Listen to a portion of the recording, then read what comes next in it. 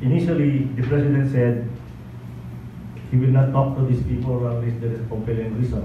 And I believe because of the clamor of the Filipinos, a large portion of the Filipino people, including the Congress, I think there are more than 100 congressmen who signed a petition for the president to resume talks.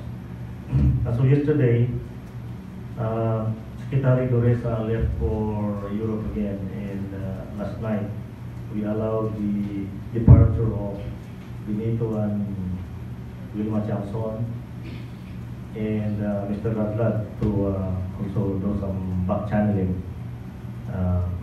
A lot of people are urging us that before we will go to the formal peace talks, but back channeling muna so that we will already have a concrete proposal from his side, acceptable by both sides, so that when we go to the formal talks, planchado lang.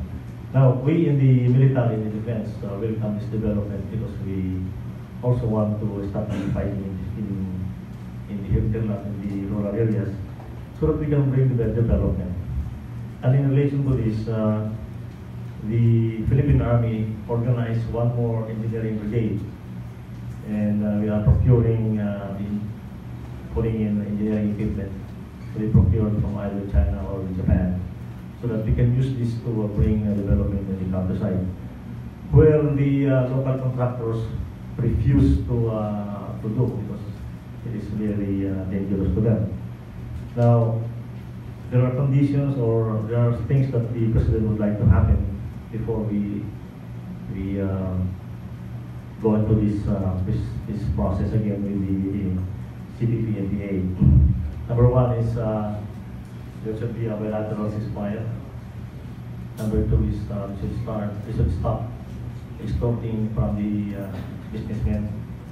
And number three is to release all their prisoners or their captured hostages, especially military.